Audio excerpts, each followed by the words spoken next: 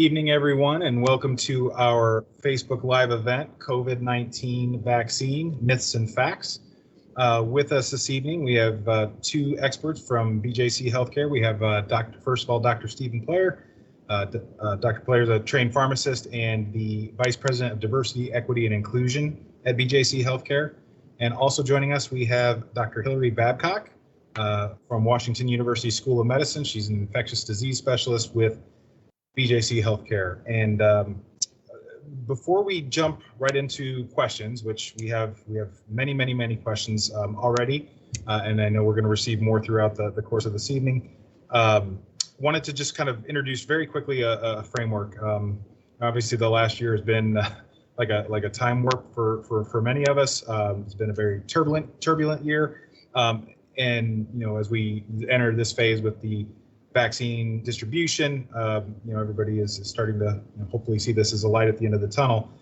So that's what we're here to address tonight. But we also want to talk a little bit about what we're prepared to provide guidance on and kind of what we're not. Obviously, we're going to try and answer as many general questions as we can. General questions meaning we want to try and kind of intuit here. What are the things that are going to have the broadest applicability to the most amount of viewers? But we also want to make sure that there's obviously a lot of questions right now as to when people are going to start to receive their vaccines. I'm not going to get into that level of specificity, but we will provide some resources and help people understand how they can pre-register and things like that. So keep an eye on the chat. There will be resources and comments and responses posted there throughout the event. And with that, I want to go ahead and open it up to some opening remarks from each of our experts before we get into the questions. So, Dr. Player, I'll kick it to you first. As we open up, kind of any opening thoughts as we are in this very interesting time during the pandemic. Certainly, and first I want to thank you, Mike, for hosting this session, and I feel very fortunate and blessed to be in the presence of Dr. Babcock, such an excellent clinician I've worked with in the past on other community flu campaigns within BJC. So never more has there been an opportunity for the attention to be drawn to this pandemic. I've been within BJC, I've seen SARS, I've seen Ebola, I've seen all of those things come through, but to have the impact that the coronavirus has had on our community, and no community has been absent of its presence and devastating impact. And so I'm making a huge plea to everyone out there within earshot or sharing this message afterwards to please do everything you can to protect yourself. If that's going out, getting vaccinated, making sure you're practicing spatial distancing and hand hygiene, masking, all of the things that have been promoted are going to be critical to help eradicate this virus from our communities. So I just make that plea out there and hope we have some great discussion here tonight. Thank you. Thank you. Dr. Babcock, floor is yours. So I also want to say thanks for the opportunity to be here and appreciate BJC putting this on for everyone to be able to get some information. Also, totally I'm with everyone else. This has been a really long, really rotten year for most of us. And I think it's so exciting that we have some vaccines available now that really does start to give us a little bit of a light at the end of the tunnel.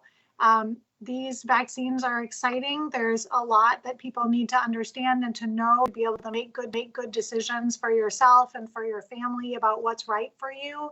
And we are here mostly to answer those questions and help provide that information so you can make those decisions for yourself.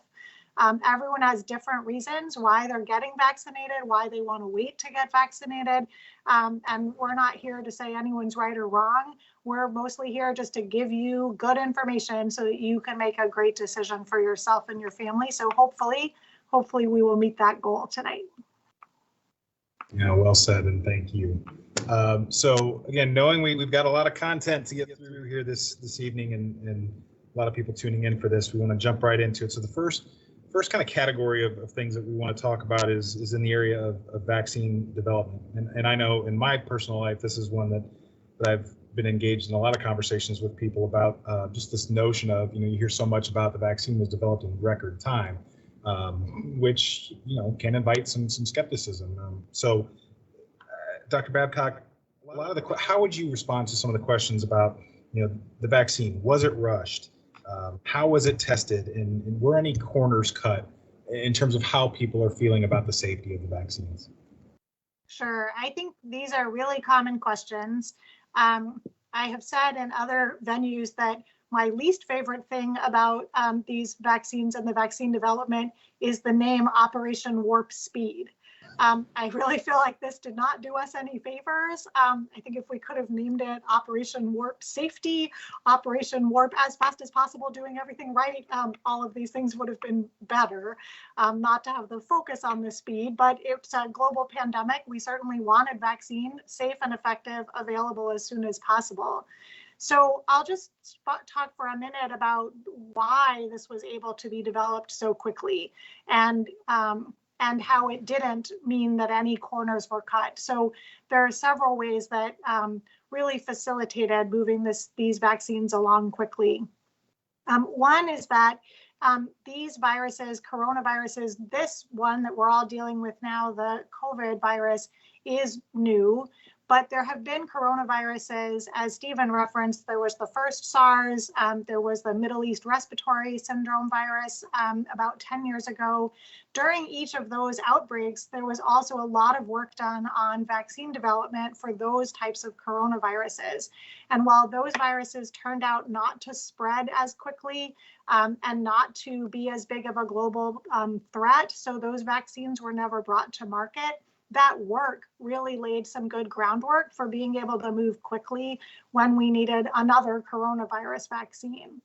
Similarly, this messenger RNA technology, the mRNA technology in these vaccines, has been used for other treatments in the past, and there was a lot of work that had been done to get ready to use it as a vaccine, and they were really sort of waiting for the next pathogen to come along that they could try to plug in to that technology and use it for a vaccine. So a lot of work had already been done. It didn't really all start from scratch just in December or January last year. And then the other thing is that the Operation Warp Speed, despite its name, was helpful for giving these companies that were developing the vaccine a lot of money. And that actually really helps them move things quickly, because the risk of losing money if something doesn't turn out is taken away. So they're then able to do things at the same time, whereas normally they would wait and do everything in steps. So they were able to really ramp up production of the vaccine even while they were studying the vaccine, knowing that if the vaccine turned out not to be safe and effective, they wouldn't lose that money. But since it did turn out to be safe and effective, as soon as it was authorized, they had enough ready and they could ship it out for us all to use. So they didn't have to cut corners on the actual studies. There were over 70,000 people enrolled combined in the Pfizer and Moderna studies, which is honestly more than have been enrolled in some vaccine trials for other commonly used vaccines, like the shingles vaccine that was recently released as well. And those studies really were able to get several months of follow-up. And because, as we all know, there are loads of cases of coronavirus infection, they could easily demonstrate an impact of the vaccine in a short period of time, because the people who got vaccinated stopped getting COVID, but the people who weren't vaccinated, who got the placebo shot, kept getting COVID at a pretty rapid response, at a pretty rapid rate.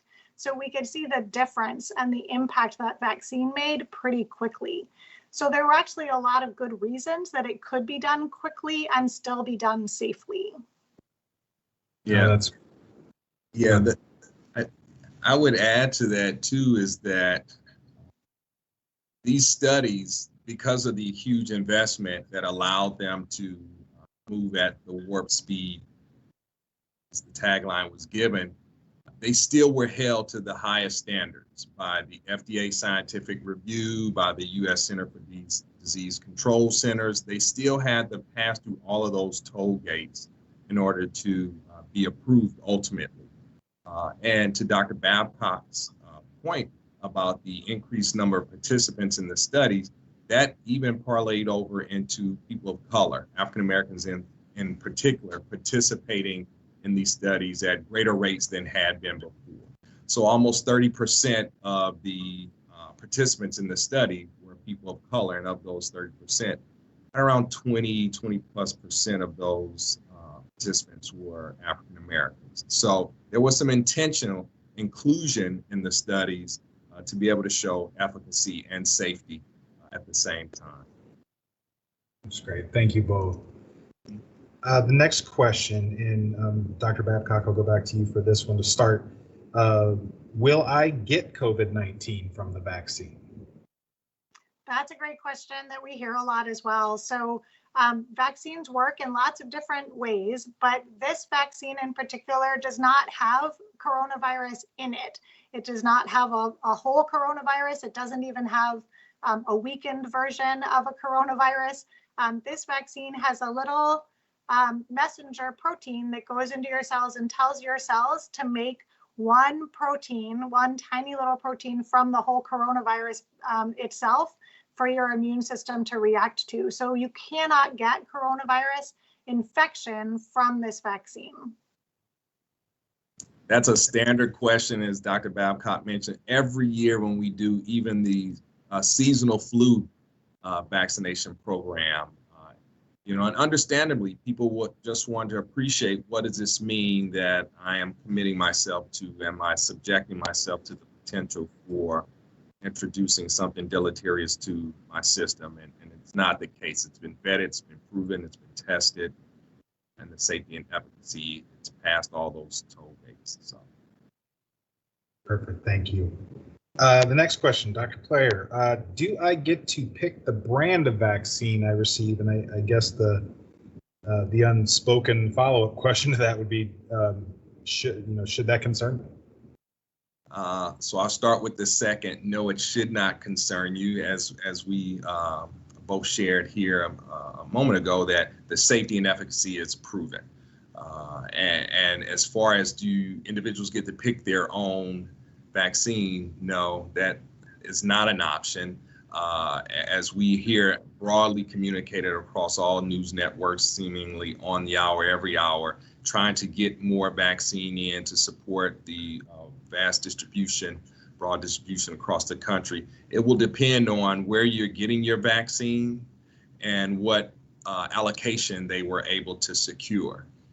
And so for us here within BJC, we have the Pfizer formulation, which is a 2-dose formulation, and others will have Moderna, and depending on where you are receiving, of course, will dictate that. Yeah, I'll just add, I think they have more Moderna in Illinois available, and in the Missouri side, BJC at least, pretty much only has Pfizer.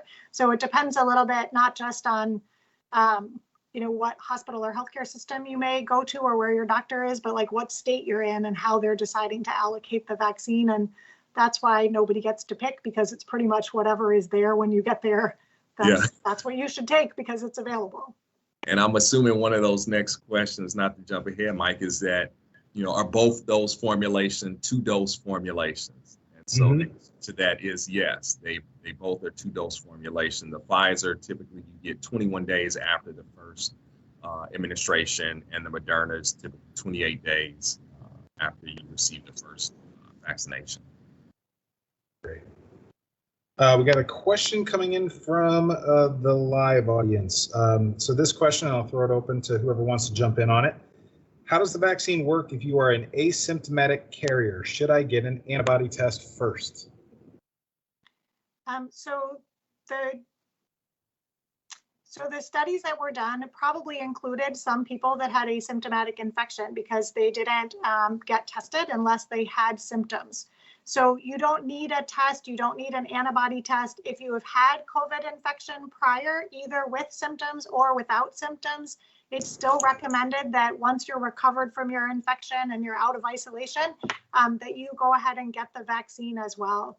The vaccine provides great protection and actually may provide somewhat better protection than natural infection, depending on how sick you were and what your immune response was.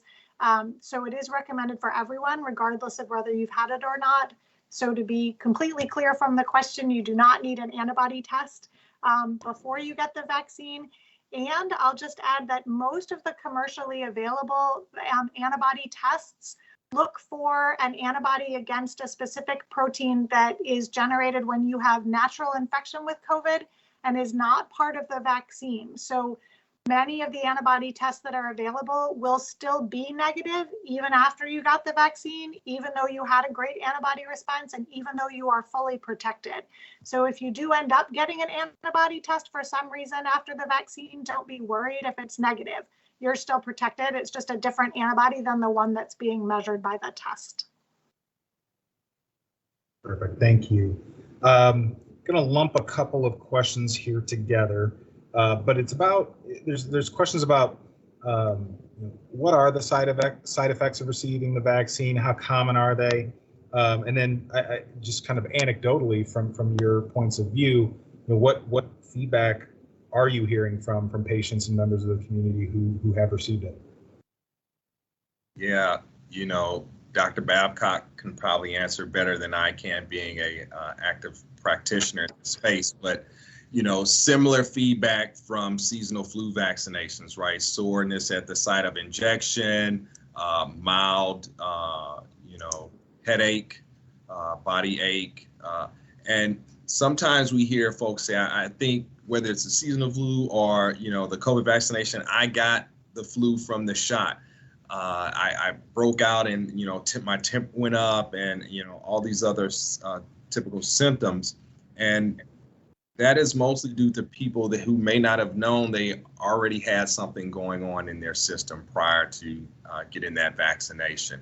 But to Dr. Babcock's clarification earlier, you're not introducing a live virus into your system. You may have had an already compromised system that now is weakened a little bit, and that's a good thing because now your body is able to naturally produce some antibodies, and that's showing that this vaccine is actually working for you to create those antibodies.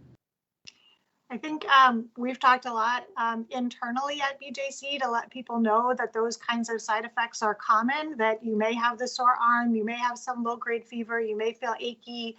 Some people have described headache or feeling tired. Usually lasts at most for a day or two after getting the vaccine. And then most people describe how it just disappears and it's just gone as if, it never happened and they felt totally fine again the next day.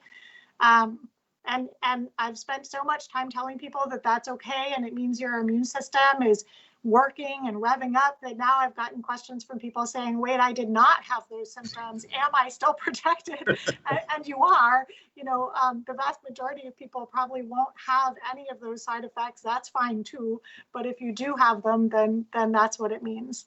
I have gotten both doses of the vaccine myself, and after the first one felt totally fine, and after the second one, the next day I had a little low-grade fever and I felt pretty tired and I stayed home and I rested, and then I woke up on Sunday, felt like $1 million, like nothing had happened. So that's pretty typical. Thank you. We've now reached the point of the program where we're having the live questions start to merge with the pre-submitted questions. So I'm going to combine a couple here because I think they're of the same DNA. So how long after being vaccinated are you considered immune? And kind of alongside of that one, let's see here. After getting the COVID vaccine, what are the odds of getting COVID? So usually after a vaccine series, we say that you can expect to have your full protection about 2 weeks, 10 days to 2 weeks after finishing the series. So after your second dose, 10 to 14 days after your second dose, fully protected. What the studies have shown is that your risk of getting COVID is decreased 95% by having the vaccine. So it's a very protective vaccine. No vaccine is 100%, so it's still possible to get COVID, though much less likely after you get the vaccine. And also people have found that your likelihood of getting severe disease, so if you were to get COVID, your chances of getting very sick or ending up in the hospital is also markedly reduced by having the vaccine. Thank you. We're going to backtrack a little bit. So we started out talking about vaccine development. There's a question here. Says, why is Johnson & Johnson's vaccine only one dose or one shot? And when might that be ready? So the Johnson & Johnson vaccine works in a different way. It works with a what's called an adenovirus vector. So it has a piece of a different virus, an adenovirus. It's a really common sort of cold virus that's been altered and changed, so it can't replicate or cause or reproduce or cause infection in you. But they can put a little bit of the genetic code of the COVID virus into that virus and then inject it, and then your body reacts to that and makes an immune response. So some vaccines need boosters and some of them don't, and it's really something that they learn in the early studies and the animal studies and in first phase studies when they're finding the right doses for vaccines, whether a booster is really needed. Both the Pfizer and Moderna vaccines found that the booster really helped in cementing that immune response and the durability of that. We don't have all of the data yet from Johnson & Johnson for us to really look at, to analyze ourselves to see what their findings were. But I'm sure that it will show most likely that they found a good response after one dose. And that's terrific because it's so much easier to give people one dose of something than to have everyone have to come back 3 or 4 weeks later for a second dose. So it'll be really terrific to have several different options. They have not yet filed for emergency use authorization with the FDA, but I keep hearing that they are getting ready and they should be filing soon. I don't know if Stephen has heard anything more recently. I just keep hearing soon. Yeah, I haven't heard anything. There are also questions that are coming in, and kind of try and gather them here, but questions about having specific, I guess, pre-existing conditions or existing diagnosis and getting vaccinated. So if I have lupus, if I have a cancer diagnosis, if I have Crohn's disease, and then there's also questions about if I'm already, if I'm breastfeeding. I guess, how would you generally or broadly, or specifically, I guess, in some cases, address some of the concerns folks have about those types of situations? So the immunocompromised patients versus, your typical lactating mother or pregnant mother. I'll let Dr. Babcock, the expert, address that because, if I'm being honest, even in the community beyond pregnancy and when we get these type of questions, our first response is, have you checked with your primary care provider, right? What are the risks versus benefit outcome, given the scenario, right? And we want to make sure that you're having those conversations with your physician provider. So we get to play that out live here for you guys. Yeah, so I totally agree that it's always valuable to discuss with your provider and about your specific situation. In general, the guidance for people who have immune suppression for some reason due to an underlying medical condition or to medication that they're taking, there's no risk from the vaccine because it's not a live virus. There's no risk that it's going to get loose in your body and make you sick from getting the vaccine. So there's no risk on that side. What we don't know is exactly how good your immune response to the vaccine will be. Will you get the same benefits, as high a level of protection, if your immune system is not working at quite full strength when you get the vaccine? In most cases, it still provides some protection, and so is usually still, worth getting because you're also at higher risk for complications or problems if you were to get COVID infection. So with the vaccine not having a risk of getting COVID and decreasing your chances of getting a real COVID infection, the risk benefit seems to favor getting the vaccine. Individual situations, of course, you should discuss with your own physician. The questions for pregnant and nursing moms are also something you should totally discuss with your physician. The studies were explicitly designed not to include pregnant women, and that's common in a lot of vaccine studies. The American College of Obstetricians and Gynecologists, a professional organization, and the Society of Maternal Fetal Medicine here in the United States have come out to say that women who are pregnant or breastfeeding should be offered the vaccine. They should have access to the vaccine if they would like it. They should not be restricted from getting the vaccine. There's no clear evidence that it causes any problems in pregnancy or in breastfeeding moms, but there's just not a lot of data. There were some women who got pregnant during the trials or found out they were pregnant after they got the first dose. Those women are being followed carefully. So far, they're doing fine, but there just isn't a lot of data. So it's really a question about what is your risk of getting exposed to COVID. If you're a healthcare worker and you're working in a high COVID prevalence area, your risk of getting exposed is pretty high. What is your risk if you get COVID infection? And we do know that pregnant women have worse outcomes after getting COVID, and being very sick is also really bad for the baby if you're pregnant.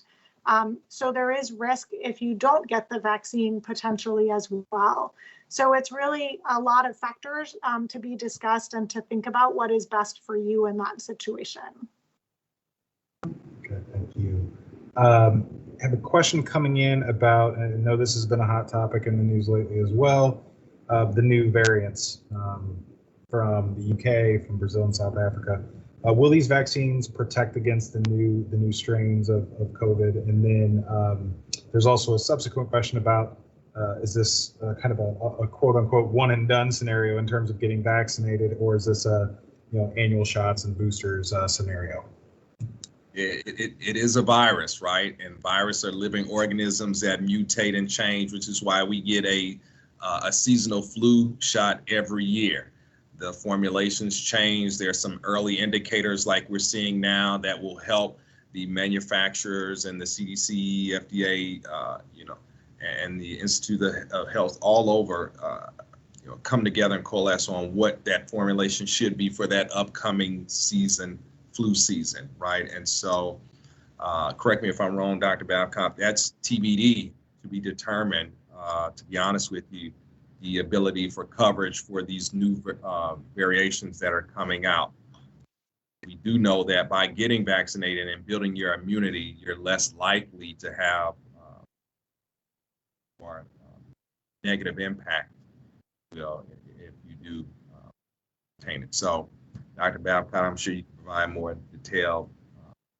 No, that's pretty much right. We don't really know about whether we're going to need to get vaccinated, more often. We all hope a one and done. There's certainly a chance that we might end up needing boosters, or that there might be enough genetic change in the virus over time that we need new versions. So far, the Pfizer and Moderna vaccine do appear to continue to provide protection even against the variants that have been described so far. So that's really good news. And then we'll just have to keep following and see if there are new variants and if that changes. I always put in a plug here for things that are not affected by these genetic changes in the virus. None of these variants can get through a mask. None of these variants can cross your social distancing. So the practices that are generally recommended in terms of wearing masks and social distancing and avoiding crowds and washing your hands, all of those things protect you against every variant, like they protect you against every virus, which is why we have had almost no influenza cases this year. So all of those things kind of go together, and those are still really good practices. Thank you. We're going to do a couple more here, and then we're going to jump topics. This is an interesting one. Can my kids get the vaccine? If they are over 18, right, Hillary? At the end of the day, 16 and above, depending on the formulation, right? So, studies below that. I think is it 16 for Pfizer and 18 for Moderna, I think that's right. Yep. Yeah. But it's not yet approved for anybody younger. No vaccines for them yet. There are trials ongoing. to try and be sure that they're safe in younger kids and get the doses right for, even younger kids. So hopefully they will be available eventually, but not yet. Gotcha. This one is for both of you, actually, and it's in a lot of ways probably one of the more insightful ones we'll have from this evening. Is what do you say to your friends and family members when they express distrust and concern? And Stephen, I know you kind of started out in your opening comments brushing up against this, but how have you handled those conversations in your personal lives? Yeah,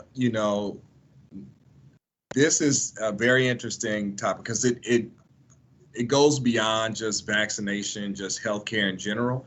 We've heard about all the myths, the concerns that, distrust in healthcare among certain populations, African Americans being part of that, and being in the healthcare arena as a healthcare professional, and having family members that have gone to historically Black colleges and universities, much as myself, but even those that have gone to Tuskegee University, where a lot of the concern and we know about the Tuskegee experiment.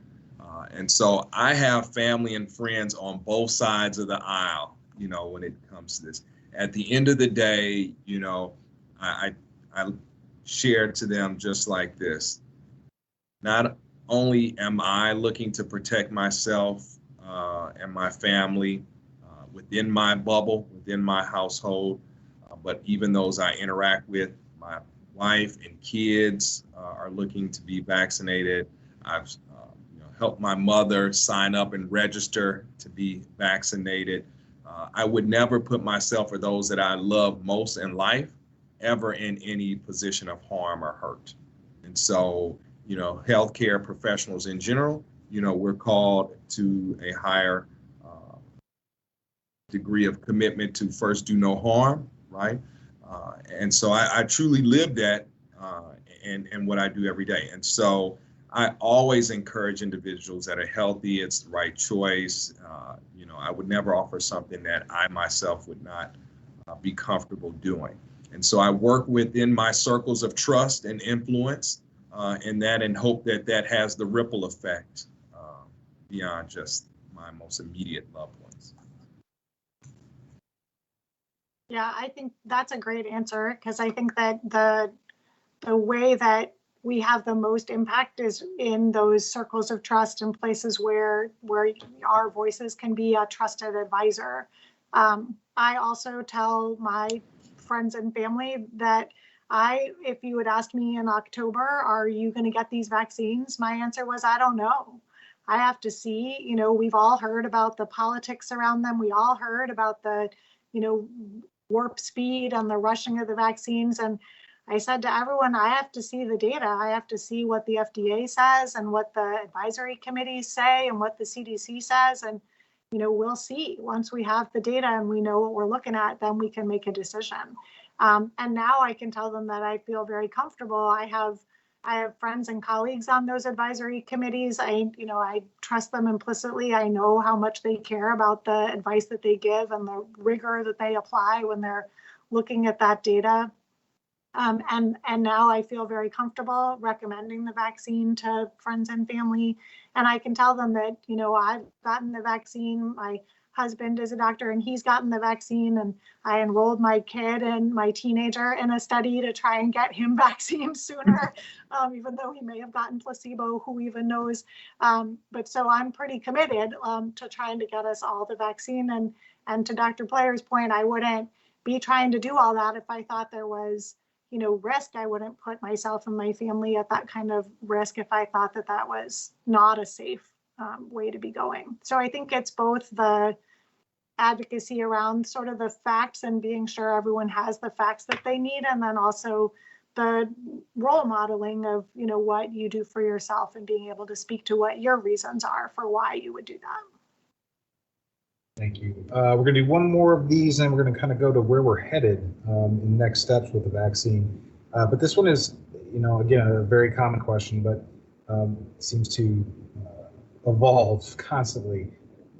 How many people will need to receive the vaccine, be vaccinated and immunized to achieve herd immunity for things to be able to start to open back up? And I guess kind of a living, breathing moment to say, you know, kind of how are we doing along those lines?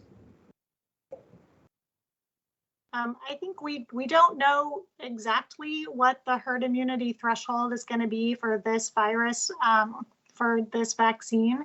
It's a very effective vaccine, which is great. It's a pretty transmissible virus, which is not great.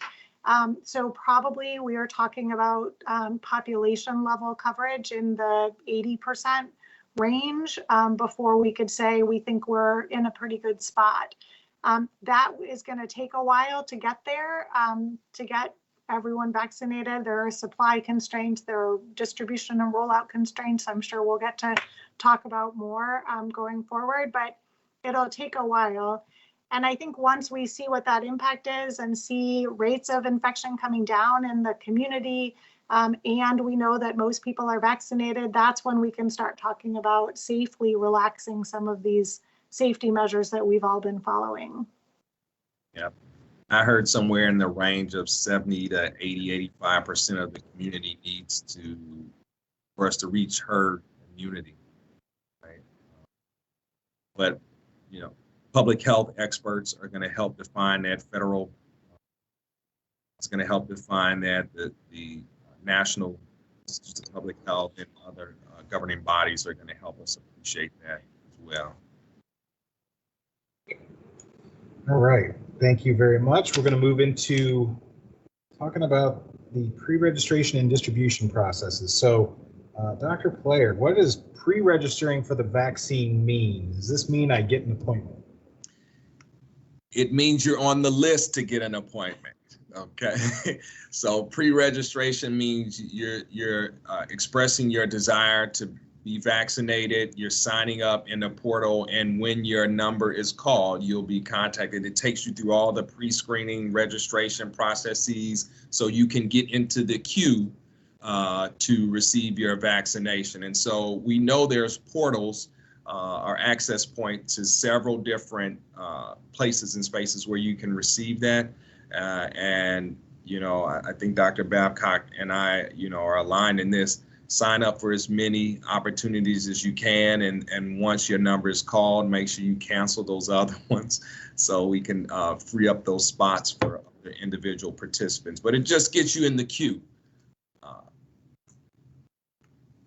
Gotcha. Thank you. So obviously BJC has a site up for pre-registration, but there's a question here that says, if I sign up on BJC's site, can I sign up in other areas, or can I sign up with our you know, fellow health systems throughout the region, with Mercy or SSM or through the county health department? So how would we advise people about pre-registration in multiple areas? Yeah, I agree with Dr. Player. You should sign up everywhere you can. Put your name on every list you can find. We really don't know who's going to get vaccine when. We don't know what the supply will be like. There are many more people who want vaccine than vaccine is currently available for. So I tell everyone, put your name down everywhere. As he said, when you get an appointment, only make one appointment. You only need to go to one place to get your vaccine. You'll go to the same place for your second vaccine, but pre-register everywhere you can. Gotcha. And yeah, sorry, I was multitasking here. So if you've answered this one already, please let me know.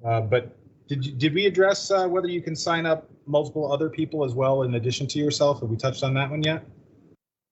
That is a question. Can I sign someone else up, like a parent or a grandparent, someone who doesn't have internet access? Is it a free-for-all on the vaccine pre-registration website?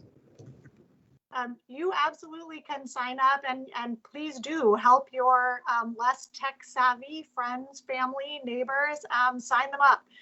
You can put your email down. You can put your phone number down. You can put their phone number down and your email down, as long as you can, you know, find them if you get notified that it's time for them to take action or get scheduled.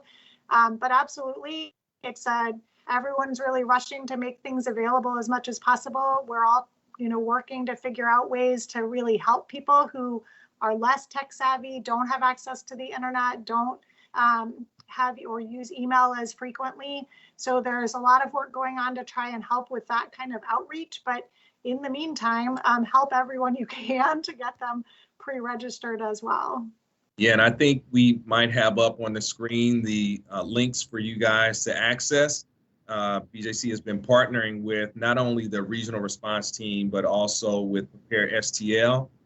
So any of those sites can be your entry portal to registering across the communities. Thank you. This is actually a really good and fair question. Is BJC Healthcare prioritizing their own patients first when it comes to pre-registering for the vaccine? We're accepting pre-registration from our patients and from people who are not our patients, and we will be working through that list to reach out to people. So we're not only reaching out to our patients, we will be reaching out to anyone who has pre-registered through our site. Okay. And then, can you kind of help people understand what this will look like when, when they are called to come get their vaccine? So this will probably vary a little bit depending on who you get a call from and when you get a call, as things really seem to change day to day. At BJC, we are currently setting up 2 sites to do vaccination for members of the public who have pre-registered on our site. There's one on the academic campus near Barnes and Children's, and there's one near Christian Hospital in North County. And so when you get notified that it's your turn to make an appointment, it will give you the information for how to make that appointment, and you can pick your day and time and location that you want to come to get that vaccine.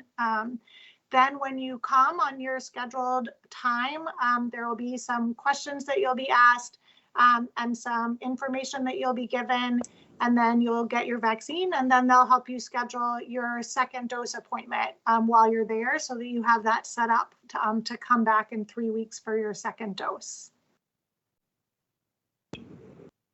Thank you. And then there's actually a good question here about how much does getting the vaccine cost? So the vaccine is free. If you have insurance, your insurance can be billed for an administration fee. I don't know how every health system is managing that at the, but if you don't have insurance or if you can't pay the administration fee, you can still get the vaccine. So no one is turned away because they don't have insurance or because they can't pay an administration fee. Everyone is eligible to get the vaccine. And the vaccine itself, as I said, is free. And I know there are a lot of questions coming in too about, for lack of a better phrase, priority order, right? I mean, this has been certainly a hot topic. Certainly it's been covered a lot in the media, but for clarifications, the questions are, who qualifies for the vaccine priority-wise? And the questions seem to be circling around both, age, tiers of ages, but also, conditions or pre-existing conditions. So how are those determinations being made? Yeah, well, I think we're most familiar with the phase 1 rollout, which are the direct facing patient care providers, whether it's, healthcare worker, long-term care, home health, and then it goes to that tier 1 phase 2, which are individuals that may not be direct patient facing, but in those, first responder, morticians, emergency services, public worker, emergency management, right? And then it goes into tier 2, right? And that's when we start talking about our portions of the community where individuals that are older, 65 and older, those with compromising or pre-existing conditions, whether it's health, cancer, chronic kidney disease, diabetes, asthma, and the like.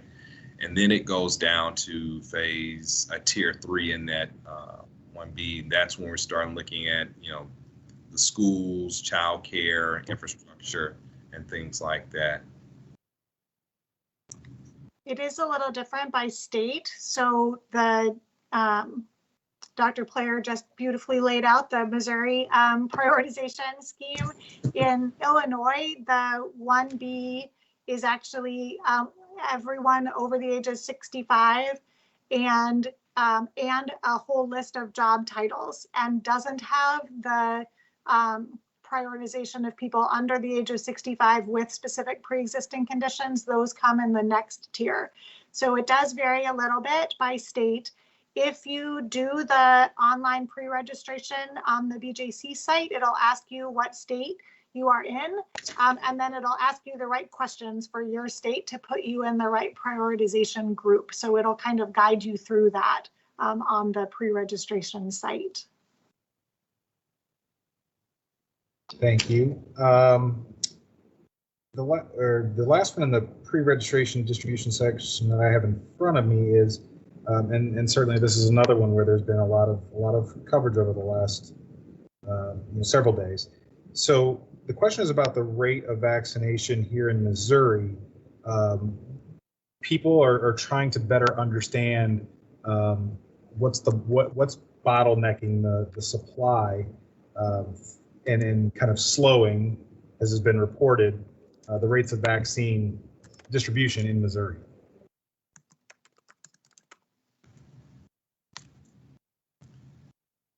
So I will take a experiential comment here, and this is on me, so folks can fact check me afterwards, right? We have supply in place and continuously getting distribution coming in. It's the infrastructure coordination of that and ensuring we have the infrastructure. Do we have enough staff to stand up the sites to administer the vaccination in a broad way? And so that takes a lot of coordination. In getting the infrastructure, as Dr. Babcock mentioned, having the ability for pre-registration sign up so the bottlenecking doesn't happen when you get to that site for a vaccination, making sure we have the clinical staff on hand to deliver that as well. So. Yeah, I think that exactly, there are sort of two pieces: the amount of vaccine coming into the state then allocating that vaccine back out to the individual vaccinators, and then the ability to take that vaccine and move it into patients' arms. The state does get a regular influx of vaccine, but just for everyone to be aware, it's not that much vaccine. So the state might get 70 or 75,000 doses in a week. And there are, 6 million people in Missouri. So there's obviously a disconnect between the amount that is coming into the state and how many people we need to vaccinate. And then if you think about that 70,000 being divided into nursing home and into all of the regions across the state, there's a lot. And I will probably not supposed to make political commentary, but I would just politically say as well that the country as a whole and Missouri as well have not spent a lot of time investing in public health infrastructure over the last decades, and we've all seen the impact of that throughout this pandemic. And it is also visible here as we're trying to mobilize and move vaccine out in an organized fashion with health departments that have been underfunded for decades and have been trying to do contact tracing and manage everything else about this pandemic for the last year. So it's not surprising that it's not the smoothest rollout. We certainly hope to be able to get more vaccine on a more regular basis with a little more predictable cadence so that we can schedule more people and get more people vaccinated faster. That's everyone's goal. It's just getting that system, all of those pieces in place, is a real challenge. Thank you. Question has come in and says, what if you miss your second dose of vaccine? Then you should go get one as soon as you can. You're really supposed to have 2 doses. That's the way it's been studied. That's how we know that it works. If for some reason you miss your appointment or you're sick and you can't go, you should just get it as soon as you can after that time. And then touching on, I guess, adjacent to some of the things that were discussed earlier, there's a question about what if you've had allergic reaction to vaccines before? Should that concern you? Yeah, so, and this applies again to the seasonal flu vaccine as well.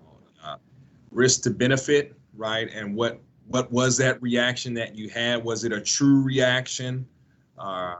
And have you now determined there's very few, low percentage of the population that's actually allergic to, seasonal flu vaccination. We'll learn what that is, even with the COVID vaccination. Individuals say they are allergic to eggs and, will preclude them from getting vaccinations. And is it truly an egg allergy? So these are things that, again, we ask you to talk with your primary care provider, have a deeper conversation and understanding of what that reaction was or is, and then a determinant can be made at that point. And we still see individuals that will say, okay, I had a reaction, but I still want to get vaccinated, right? So that's our typical response. Thank you. And then go ahead. Yeah. I was just going to say it is reassuring to know what is not in these vaccines compared to some of the other vaccines that you may have had, and particularly the flu vaccine. So we always talk a lot about egg allergies during flu vaccine season.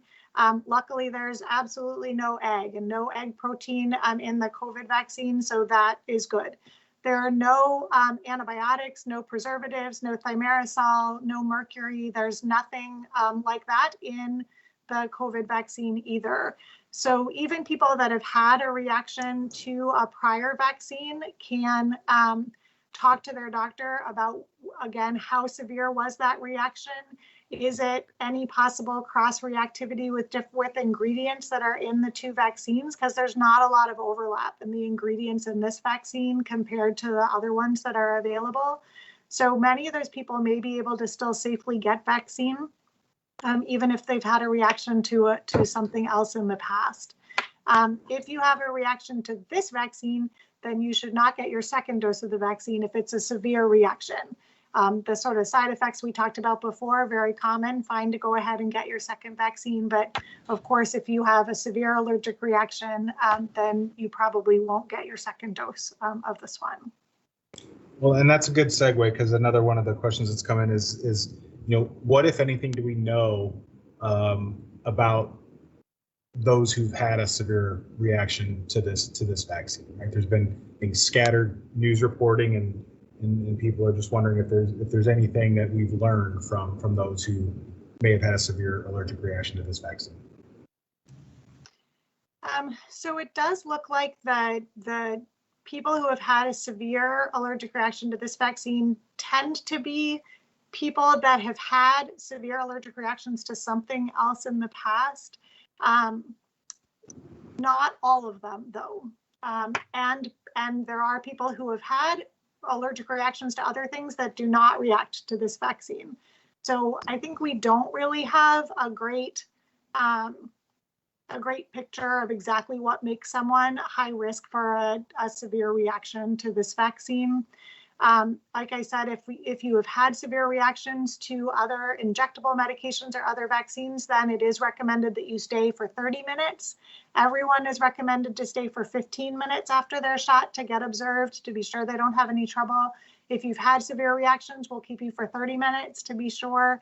The vast majority of the severe reactions have happened very quickly after getting the vaccine. All of the sites where vaccine is administered have what they need to respond if you were to have an allergic reaction. But we don't really know enough yet to really be able to predict who might be likely to have that kind of reaction. Okay, well, we are nearing the end of our time here, and we have answered a lot of the questions that were, as we said at the top, more general in nature. So as we, first of all, I want to thank you both for taking the time. For a variety of reasons, there's precious little time as we work against this pandemic, and this is obviously important for the community to be able to get their questions answered, and wanted to thank you both for taking the time to do that. But as we kind of close out here, is there anything you wanna leave the audience with as we close down for the evening? Dr. Babcock, I'll start with you. I just will go back to my earlier message and say I hope that we've provided information that is helpful for people as they're deciding about getting vaccinated. I myself had COVID super early on in March, almost a year ago. Still not 100% back to normal. Would not wish a COVID infection on anyone. Certainly don't ever want to have COVID again myself. Those are important reasons for me why I want to get vaccinated and did get vaccinated. Everyone has different reasons and different situations that they're in. And we just hope that tonight we've been able to give people some good information so that they're able to make a good decision for themselves and for their families. Dr. Plyer? Similarly, I would just echo comments that were shared earlier about this is everyone's choice, right? Whether to participate, appreciate it as an opportunity to protect yourself and the loved ones around you. It has, this vaccine and the vaccines that will be distributed have been fully vetted and taken through the toll gates of safety and efficacy. I myself, similar to Dr. Babcock, have received my initial vaccine, and I'm going Monday to get my second one, and my family is eagerly awaiting for the public's opportunity to participate in that. But I also want to recognize that, having questions, concerns, around anything that has to do with an invasive, albeit super minor invasive, care plan for yourself, this being a vaccination, you should always have questions. You should always make sure every concern you have is addressed. Hopefully, Dr. Babcock and I answered many of those for you guys here tonight. If we haven't, again, the resources were shared earlier for you to tap into. Their chat box, there's FAQs, there's friends and families that have received the vaccination that I would encourage you to talk to, because it is extremely important. I've been in the health profession over 25 years, and I have not seen the devastation that has shut down the world the way COVID has. And our commitment as healthcare providers to ensure the best health and equity that we can is critical. And so, again, I would just encourage you to consider that for you and your loved ones. And, even outside of that, spatial distancing, mask up, hand wash, even after you get vaccinated, until we eradicate this thing called COVID-19. Well, thank you. And as we leave, want to say again, thank you to the two of you. Thank you to our team who's been manning the chat function and supplying, I know, a lot of responses to questions in there, providing resources. Again, please visit bjc.org/coronavirus for the resources we've mentioned, and certainly if you have not already pre-registered for the vaccine, you can do so there. But thank you all for joining us this evening. We hope this was helpful, and good evening, good night. Thank you. Thank you. Thank you.